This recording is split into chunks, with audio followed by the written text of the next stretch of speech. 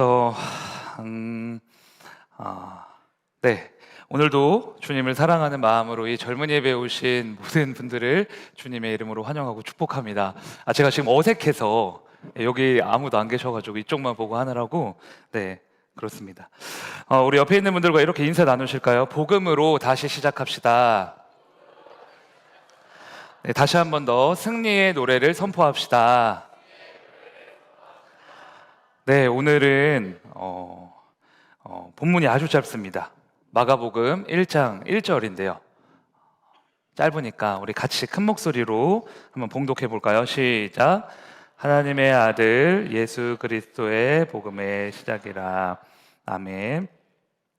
네, 말씀 전하기 전에 먼저 양해 말씀을 좀 드려야 될 것 같습니다. 다들 아시겠지만 제가 안검하수가 너무 심해가지고 어릴 때부터 심해서 이번에 마음 먹고 좀 수술을 했습니다.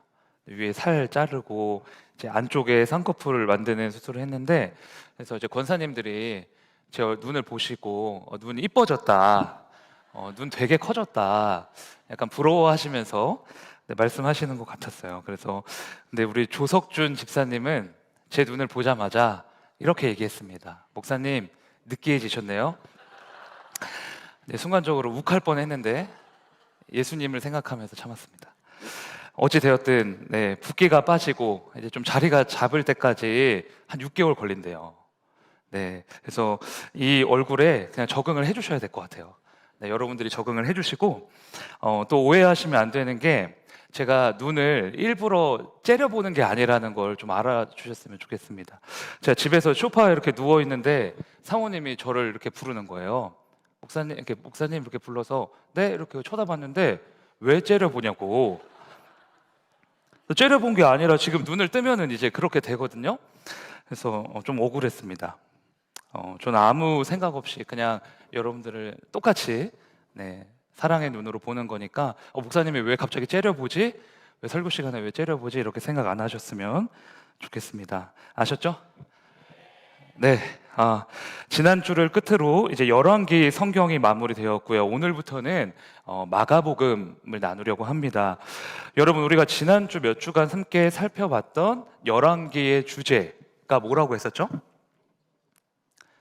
열왕기의 핵심. 네, 맞아요. 이 세상에 있는 왕에게는 소망이 없고요.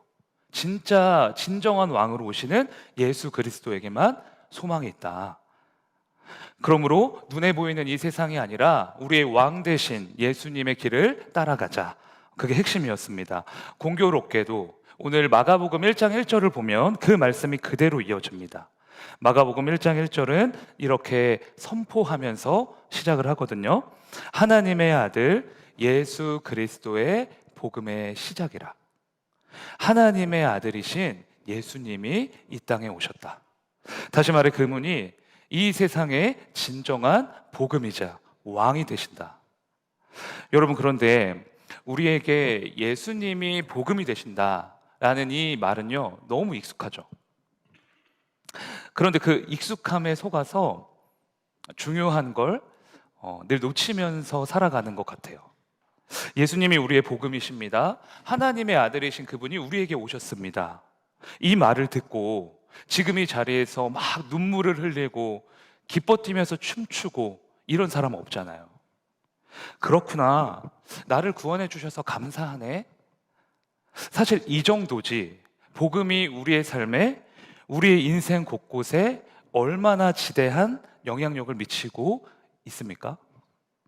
예수 그리스도가 십자가에 못 박힐 만큼 나를 죽기까지 사랑하셔서 나를 죄와 죽음의 권세에서 자유케 하셨다라는 그 복음이 여러분의 삶을 이끌어가고 있는 원동력이 되고 있냐는 거예요.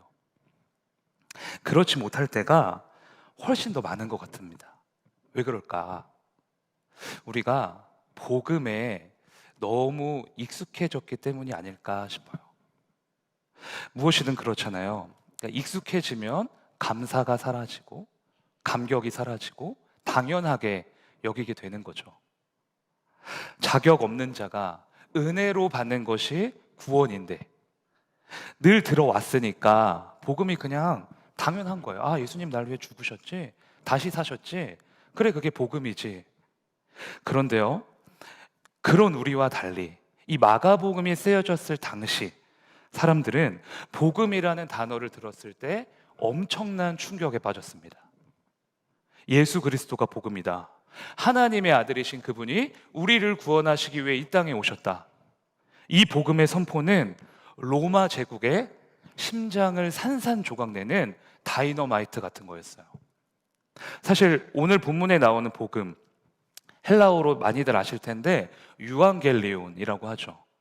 이 유앙겔리온은 사실 성경적인 용어가 아니라 당시 사람들이 사회에서 그냥 즐겨 쓰는 사회적 관용적인 용어였습니다.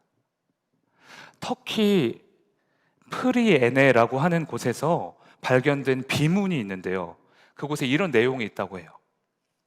한번 보실까요? 신의 섭리는 아우구스투스를 통해, 아우구스투스가 당시 로마의 황제입니다, 가장 완벽한 인간 삶의 완성을 주었다. 그는 우리와 우리의 자손들을 위한 구원자로 보내심을 받은 사람이다. 그를 통해 온 세상의 질서가 생겨났다. 그리고 이어지는 내용이 이렇습니다. 그 신 아우구스투스의 탄생일은 온 세상을 위한 복음의 시작이었다. 로마 황제의 탄생을 두고 유앙겔리온, 즉 복음이라고 외쳤던 거예요. 로마의 새로운 황제가 등극했을 때, 황제가 아들을 낳았을 때, 그 황제가 다른 나라와 싸워서 이겼을 때, 그때마다 로마 제국의 모든 사람들을 외쳤던 말이 유앙겔리온, 복음, 이 단어였던 거죠. 이처럼 로마에서 통용되던 유앙겔리온은 당시 최고 권력자인 로마 황제와 관련하여 사용되었는데, 마가복음을 쓴 마가는 지금 유앙겔리온의 주체가 누구라고 말하고 있는 거죠? 예수 그리스도. 눈에 보이는 최고의 권력자가 복음이 아니라, 황제가 가진 돈과 명성과 능력이 복음이 아니라 예수 그리스도의 죽음과 부활, 우리를 죽기까지 사랑하신 그 십자가의 사랑이 진정한 복음이라는 거예요. 그런데 더 중요한 것은 이 복음이 당시 예수님을 따르는 사람들에게요, 유일한 소망이 되었다는 겁니다. 학자마다 조금씩의 차이는 있겠지만 대체로 신학자들은 마가복음이 저술된 시기를 AD 67년경으로 보는데, AD 64년에, 그러니까 3년 전에 로마에 어떤 일이 일어났냐면 대화재가 일어났습니다. 그러니까 무려 6일 동안 밤낮으로 불이 꺼지지 않고요, 계속 타올랐어요. 당시 로마의 황제는 네로였는데, 폭군으로 유명했던 네로 황제는 대화재의 원인을 유대인으로 몰아버려요. 로마 백성들의 원성을 잠재우기 위해서. 유대인들이 로마를 싫어해서, 특히 유대인들 중에서도 그 괴짜 같은 기독교인들이 반란을 일으켰다, 이렇게 뒤집어 씌운 거예요. 그로 인해서 기독교인들을 향한 대박해의 기간이 시작이 됩니다. 누명을 쓰고요, 다 죽는 거예요. 눈 뜨고 일어나면 옆집에 살던 아저씨가 끌려가고, 또 내일 일어나면요, 아랫집에 사는 이모가 끌려가요. 끌려가서 어떤 사람은 십자가에 거꾸로 매달려서 죽게 되고, 어떤 사람은 산채로 화형을 당하고, 어떤 사람은 로마의 원형 경기장 안에 들어가서 사자의 밥이 돼서 죽고, 어떤 사람은 팔과 다리를 달리는 마차에 묶고 사지가 절단되어서 죽고, 이렇게 절망적이고 암울한 상황에서 마가가 사람들에게 예수님의 복음을 선포하는 거예요. 예수 그리스도가 이미 너희에게 오셨다. 로마 황제를 발밑에 두고 계시는 만왕의 왕이신 그분이 너희를 구원하실 것이다. 로마의 압제와 권력 앞에서 벌벌 떨고 있는 인생들에게 예수 그리스도라는 진짜 유앙겔리온을 선포한 겁니다. 그래서 그들은 참 복음을 영접하고 예수님을 믿고 예배를 드리면서 날마다 감격했고요, 산 소망을 얻었으며 가슴이 터질 듯한 벅참을 느꼈어요. 아우구스투스 같은 가짜 왕이 아니라 영원하시고 불변하시며 사랑 그 자체이신 예수 그리스도가 나를 찾아오셨구나, 그분이 이렇게 나를 비천하고 연약하고 너무나도 악한 나 같은 죄인을 위해 죽으셨고 다시 사셨으며 나와 영원히 함께 하신다고 약속하시는구나. 이 복음을 되뇌면서요, 눈물이 마를 날이 없는 거예요. 여러분, 지금 이 시대를 살아가는 우리가, 예수님을 믿는 우리가 회복해야 될 게 무엇이 있을까요? 많은 분들이 그런 이야기를 하세요. 우리가 살면서 받은 상처, 아픔, 고통이라고요. 아닙니다, 여러분. 그 전에 우리가 회복해야 될 게 있어요. 가장 먼저 이 복음의 감격을 회복해야 합니다. 왜인지 아십니까? 복음의 감격이 회복돼야만, 그 복음의 풍성한 은혜에 푹 잠겨 있어야만 나와 이제껏 함께 성장해왔던 상처와 아픔들이 비로소 치료받을 수 있는 거거든요. 여러분, 그래서 지금 힘들고 아프고 고통스럽다면, 또 내 인생이 쳇바퀴처럼 돌아가는 무료한 인생인 것 같다면, 예배를 드려도 가슴이 그냥 팍팍하고 아무 느낌이 없다면, 우리 먼저 복음의 감격을 회복해야 되는 거예요. 메말라가는 건 환경의 문제가 아니라 내 심령의 문제이기 때문입니다. 그래서 하나님께 이렇게 기도하셨으면 좋겠어요. 주님, 복음에 푹 잠기는 하루하루가 되게 하여 주시옵소서. 눈에 보이는 세상을 두려워하는 것이 아니라, 또 눈에 보이는 세상이 복음이라고 믿는 것이 아니라, 눈에 보이지 않지만 언제나 나와 함께 하시고 나를 구원하시고 나를 책임지실 예수님을 날마다 뜨겁게 만나게 하여 주시옵소서. 우리가 다 함께 기도해야 할 줄로 믿습니다. 앞으로 마가복음을 나누면서요, 우리가 다 같이 회복해야 될 것, 제가 소망하는 것 이거예요. 저와 여러분이 복음의 감격을 다시 회복하는 것. 당연한 복음, 지루한 복음, 들어도 그저 그런 복음이 아니라, 복음으로 인해 눈물이 흐르고, 복음으로 인해 가슴이 벅차고, 복음으로 인해 새로운 소망을 발견하는 우리의 인생이 되었으면 좋겠습니다. 복음의 감격으로 채워질 때 세상을 이길 수 있는 믿음이 여러분의 손에 주어질 거예요. 복음의 감격을 회복하는, 예수님 한 분만으로 충분하다고 고백하는 저와 여러분 되기를 주님의 이름으로 축복합니다. 저를 따라 함께 선포합시다. 복음의 감격을 회복하라. 그런데 여러분, 놀라운 사실이 하나 있습니다. 마가복음을 쓴 이 마가는요, 사실 처음부터 괜찮은 사람이 아니었다는 거예요. 로마 황제가 세상을 장악하고 있을 때 로마의 그 한복판에 예수님이라는 복음을 당당히 선포했지만 처음부터 그렇게 위대한 사람은 아니었다는 거죠. 마가복음을 저술한 마가 요한은 바울의 선교 사역에서 큰 오점을 남긴 사람이었거든요. 사도행전 13장 13절 말씀 한번 읽어보실까요? 시작.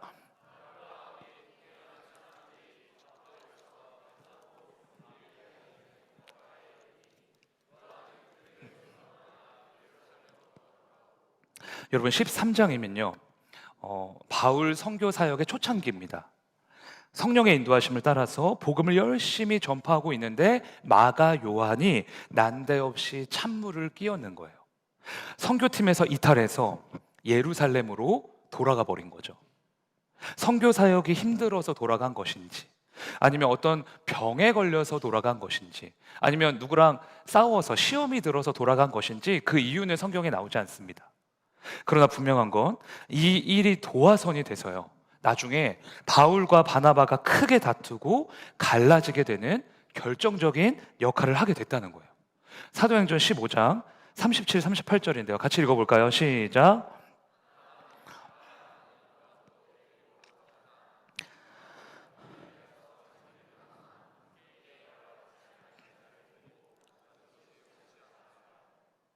사실 이 마가는요, 바나바의 사촌 동생이거든요.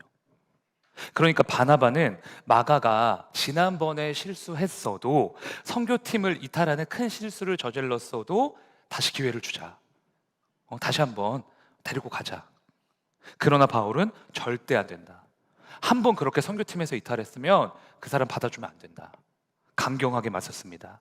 선교 사역의 중심축이었던 두 리더가 엄청나게 크게 싸운 거예요. 그리고 갈라졌어요. 얼마나 크게 싸웠으면 둘도 없는 동역자였던 이 둘이 갈라졌겠어요. 그런데 이 일을 만든 장본인이 누구다? 누구다? 마가. 그러니까 마가는 선교 사역에 큰 오점을 남긴 사람이 맞습니다. 마가복음이라는 성경을 쓸 만큼 대단하고 괜찮은 사람이 아니었다는 거죠.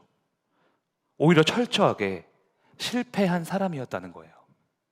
그런데 그랬던 마가가 어떻게 나중에 마가복음이라는 성경을 쓸 정도로 신실하고 거룩하고 멋진 예수님의 제자가 될 수 있었을까? 모든 사람이 로마 제국에 굴복하고 엎드려 있을 때 아니다, 진정한 유앙겔리오는 예수 그리스도시다, 그 예수 그리스도가 이 세상의 진정한 복음이다, 이렇게 외칠 수 있었냐는 거죠. 이번에 설교 준비하면서요, 마가복음과 관련된 신학 서적을 막 여러 권 찾아봤는데 그 중에 박윤만 교수님이라고 하는 분이 쓰신 길 위의 예수라는 책이 있어요. 근데 거기서 제가 좀 힌트를 얻어왔습니다. 그 책에 보면요, 이렇게 나옵니다. 보실까요? 마가복음에 따르면 12제자는 교회의 기초를 놓는 사도들이었음에도 그들의 모습은 예수님을 따라 걷는 길에 실패한 자들이었다는 사실을 결코 숨기지 않는다. 그렇다면 실패한 제자에서 사도로 변화되는 과정 뒤에 무엇이 숨어 있었을까? 마가는 그 변화 뒤에 무엇이 있었다고요? 예수님의 주도권이 있었다고 말한다. 여러분, 이제 저를 봐주세요. 여러분, 실패한 제자에서 사도로 변화되는 그 과정 뒤에 무엇이 있었다고요? 예수님의 주도권. 이게 무슨 말입니까? 마가는 과거에 실패했지만, 나는 실패할 게 분명하지만, 그러나 예수 그리스도가 주인이 된 그 인생이 절대 실패로 끝나지 않는 이유는 예수 그리스도가 주도권을 잡으셔서 그 인생을 끝까지 책임지시기 때문이라는 거예요. 여러분, 우리가 예수님을 믿음으로 영접했다, 구원받았다, 복음을 얻었다, 이게 정확히 무슨 뜻인지 아십니까? 이제 우리 인생의 주도권이 우리에게 있지 않고 예수님에게 있다는 거예요. 주도권이 예수님에게 있으니까 내 인생은 결국 어떻게 됩니까? 하늘에 기적이 임하고 천국이 확정되고 이 힘든 세상 속에서도 산 소망이 날마다 발견되는 이 세상에서 가장 복된 인생이 되는 줄로 믿습니다.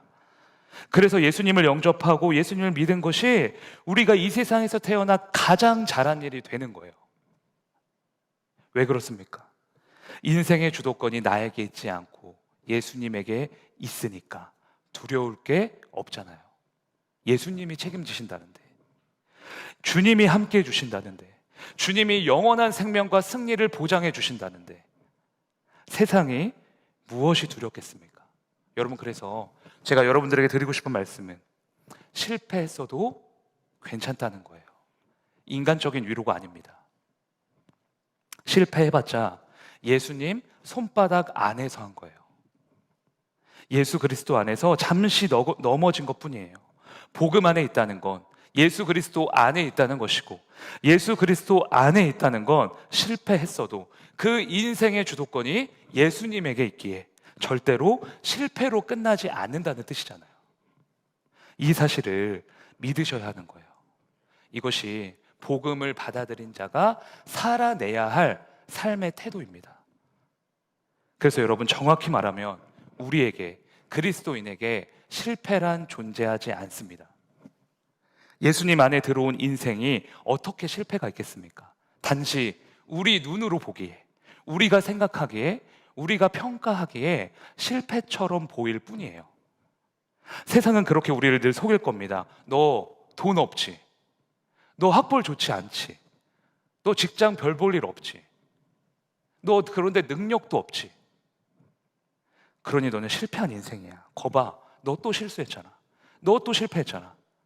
너 또 죄를 지었잖아. 이렇게 미혹하고 이간질을 할 거예요. 그러나 여러분, 속지 마셔야 돼요. 실패하셨어도 괜찮습니다. 아니, 마음껏 실패하셔도 됩니다. 여러분은 이미 예수 그리스도의 생명 안에 들어온 사람들이고 십자가의 승리가 보장된 존재입니다. 여러분의 인생이 통째로 실패가 없고 사망이 없고 후퇴가 없는 복음 안에 들어온 거예요. 주님이 실패한 마가 요한을 붙잡으셔서 그의 인생의 주도권을 잡으셔서 결국 마가복음이라는 이 복음서를 쓰게 하셨듯이 실패하고 연약하고 넘어진 우리 한 사람 한 사람을 주님이 꽉 붙드셔서 하나님의 이야기를 쓰게 하시고 우리의 삶을 통해 온 열방에 복음을 선포하게 하실 줄로 믿습니다. 여러분, 그래서요, 제가 좀 찾아봤어요. 핀란드에는요, 실패의 날이 있다고 하더라고요. 실패의 날. 이 날은 실패한 경험들을 서로 다 꺼내 보이면서요, 서로를 격려하고 용기를 북돋워주는 날이래요. 실패했다는 건 무언가라도 시도했다는 뜻이기에 그래서 충분히 격려받을 만한 일이라는 거죠. 이러한 메커니즘을 그대로 적용해서 성공한 회사가 구글이라고 합니다. 구글은 실패한 직원들에게 보너스를 주고요, 휴가까지 얹어준다라고 하더라고요. 구글 갈까요? 근데 이것뿐만이 아닙니다. 실패한 아이디어를 대대적으로 어디에 전시를 하냐면 구글 본사에다가 전시를 해둔대요. 매년 실패 기념식을 개최해서 실패했던 직원들이 직접 실패 과정들을 낱낱이 다 설명하고 발표를 한대요. 그러니까 성공 기념식이 아니에요. 실패 기념식. 그러면 도대체 구글은 무슨 목적으로 이런 일을 하는 걸까? 제가 인터뷰를 봤는데요, 구글 X의 수장인 아스트로 텔러라는 분이 이렇게 답변을 했습니다. 실패해도 좋은 환경을 구축하는 게 가장 중요하다. 실패를 학습의 기회로 봐야 한다. 새로운 아이디어를 시도하는 데 있어서 두려움이 없어야 한다. 왜냐하면 그 과정을 통해 창조의 역사가 시작되기 때문이다. 구글에서 창조적인 역사가 일어나는 이유, 실패를 두려워하지 않는 환경을 만들어줘서 실패를 두려워하지 않는 사람을 만드는 거예요. 창조의 역사가 그 사람에서부터 시작이 된다는 거죠. 이 구글의 마인드셋을 보고 도전을 받았습니다. 아니, 세상에 있는 기업도 이렇게 하는데 예수 그리스도를 믿는 우리가, 복음 안에 있는 우리가 실패를 두려워해서 되겠는가? 내 인생의 주도권이 나에게 있지 않고 예수님에게 있기에 나는 망해도 망한 게 아니다. 지금 나의 실패는 절대 실패로 끝나지 않는다. 이렇게 믿고 오직 예수 그리스도 앞에 엎드려야겠구나 생각했어요. 사랑하는 형제 자매님들, 성도의 실패는 절대 실패로 끝나지 않음을 믿으시길 바랍니다. 우리의 인생을 주고 계시는 주님께서 여러분의 실패를 걸음 삼아, 디딤돌 삼아 우리를 더욱 크고 아름답고 거룩한 주님의 자녀로 세워주실 줄로 믿습니다. 저를 따라 선포합시다. 삶의 주도권이 예수님에게 있음을 확신하라. 네, 이제 오늘 본문 다시 한번 읽어봤으면 좋겠는데요, 1장 1절 같이 읽겠습니다. 시작. 네, 사실 하나님의 아들 예수 그리스도의 복음이다, 이렇게 말하면 되는데 마가는 시작이라는 단어를 굳이 덧붙였습니다. 왜? 예수님을 가리켜서 복음의 시작이라고 했을까? 그냥 복음이라고 하면 되는데 여기에 나오는 시작은 헬라어로 아르케라고 하는데요, 이 단어는 근원, 통치, 태초라는 뜻을 가지고 있어요. 다시 말해 아르케는 태초에라는 뜻을 함축하고 있는 것이죠. 여러분, 우리가 성경을 잘 몰라도 태초에로 시작하는 성경을 알고 있죠. 뭐죠? 알면서 그러면 창세기 한번 봅시다. 창세기 1장 1절과 오늘 본문 1장 1절을 같이 한번 볼게요. 다시 한번 읽어볼까요? 시작. 태초에 하나님이 천지를 창조하시니라. 하나님의 아들 예수 그리스도의 복음의 시작이라. 뭔가 비슷한 것 같은데 확실히 잘 모르겠어요. 그러면 우리 NIV 영어 성경으로 다시 한번 봅시다. 똑같은 구절이에요. 여러분, 이제 조금 확실히 감이 오시죠? 두 말씀 모두 뭐로 시작하고 있어요? In the beginning, the beginning으로 시작하고 있어요. 그런데 창세기 1장 1절 다음에 나오는 2절에 어떤 말씀이 나옵니까? 2절 한번 보시죠. 같이 읽겠습니다. 시작. 땅이 혼돈하고 공허하며. 하나님이 말씀으로 창조하시기 전에 이 세상의 상태를 가리킵니다. 혼돈하고 공허하며 흑암이 깊음 위에 있고 질서가 없고 캄캄하고 흑암밖에 없는 그런 상태였다는 거예요. 그런 흑암 가운데 하나님이 빛이 있으라 하니 빛이 시작되었고, 물이 있으라 하니 물이 시작되었고, 각종 생명체들이여 호흡하라 그러니 생명체가 시작된 거예요. 여러분, 그렇다면 예수님이 복음의 시작, 복음의 아르케가 되신다는 건 어떤 뜻입니까? 말씀이신 예수님이 이 땅에 내려오셔서 그분의 말씀으로 재창조를 시작하신다는 거예요. 혼돈하고 공허하며 흑암밖에 없는 이 세상을 구원하시기 위해, 죄인된 우리를 살리시기 위해 복된 소식으로 오셨다라는 거죠. 그래서 예수님만이 복음의 시작이 되시는 거예요. 여러분, 지금 여러분의 인생이 캄캄하고 창세기 1장 2절처럼 어지럽고 흑암밖에 없는 것 같다면 다시 시작하셔야 돼요. 예수님만이 내 인생의 복음의 시작이 되신다라는 사실을 믿으시고 선포하시고 찬양하셔야 됩니다. 복음의 노래를 다시 시작하는 거예요. 그러면 어떤 일이 일어납니까? 사단을 완전히 진멸하시고 나의 어둠과 죄악을 성령의 불로 완전히 불태워 주실 예수 그리스도가 여러분의 삶의 현장에 찾아오십니다. 복음의 노래를 부르는 여러분들의 인생에, 여러분의 문제에, 여러분의 아픔에 찾아오셔서 치료하시고 회복하시고 다시 일어설 수 있는 새 힘을 부어주실 줄로 믿습니다. 제가 아까 말씀드렸어요.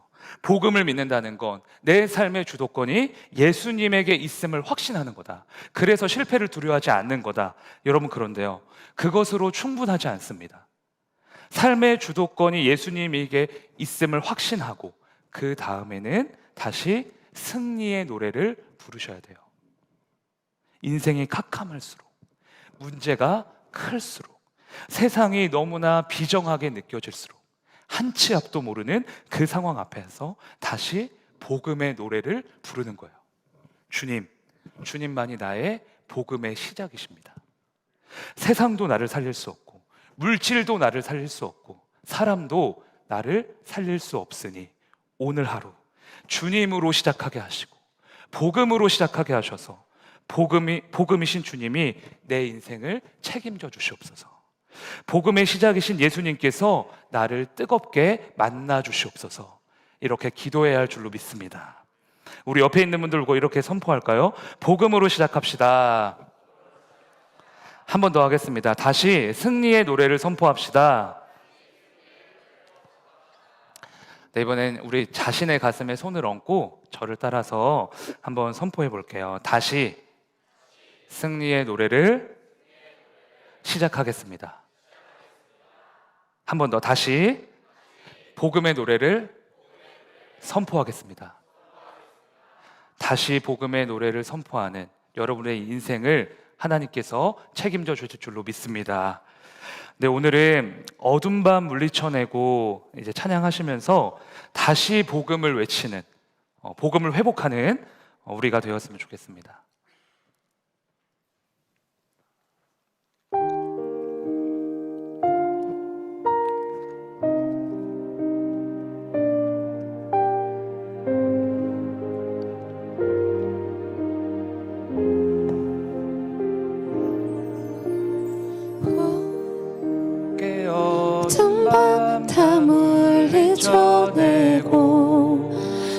주님 오실 아침을 같이 맞이합시다. 길이 잠고 견딘 삶 주가 기억하시리. 그가 보이실 영광 중에 우리 나타나리라. 주께 영광 영광 모든 찬양 받기 합당하시니 주께서 우리와 영원히 함께 하시리. 그의 부르심 따라 우리 함께 주를 노래합시다. 다시 한번 고백하겠습니다. 우리 함께 어둠 밤 다 물리쳐내고 우리 주님 오실 아침을 같이 맞이합시다. 길을 참고 견딘 삶 주가 기억하시리. 그가 보이실 영광 중에 우리 나타나리라. 아멘. 주께 영광 영광 모든 찬양 받기 합당하시니 주께서 우리와 영원히 함께 하시리. 그의 부르심 따라 우리 함께 주를 노래합시다. 다시 한번 주께 영광 주께 영광 영광 모든 찬양 받기 합당하시니 주께서 우리와 영원히 함께 하시리. 그의 부르심 따라 우리 함께 주를 노래합시다. 어두운 밤 지나고 동튼다. 환한 빛 보아라. 저 빛 주 예수의 나라 이 땅에 곧 오겠네요. 우리 더 큰 목소리로 어두운 밤 지나고 어두운 밤 지나고 동튼다. 환한 빛 보아라. 저 빛 주 예수의 나라 이 땅에 곧 오겠네 오겠네. 주 예수의 나라 주 예수의 나라 이 땅에 곧 오겠네 오겠네. 아멘. 우리 함께 기도했으면 좋겠습니다. 주님, 죄밖에 모르던 우리에게 복음으로 찾아와 주시니 감사를 드립니다.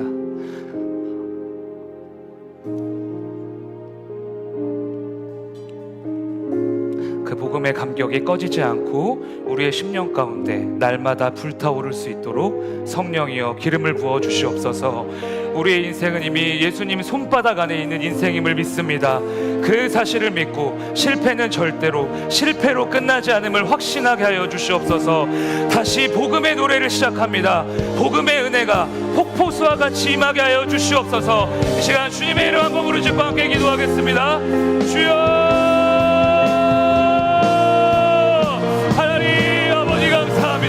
죄밖에 모르던 우리를 하나님 하나님 아버지 주의 사랑으로 건져주시고 하나님 우리를 구원하여 주시니 감사를 드립니다. 하나님 아버지요 그 복음의 은혜 안에 다시 거하길 원합니다. 하나님 그 감격을 회복하길 원합니다. 우리 한 사람 한 사람에게 찾아와 주시옵소서. 하나님 복음으로 우리 가슴이 벅차고 다시 뛸 수 있는 주님의 자녀들로 세워주시옵소서. 하나님 아버지 메마른 인생이 아니라 하나님 그저 그런 인생이 아니라 하나님 복음으로 인해 기쁘고 복음으로 인해 기쁘고 복음으로 인해 벅찬 하나님 우리의 인생들 되게 하여 주시옵소서. 하나님 아버지요 주님 안에 있음을 고백합니다.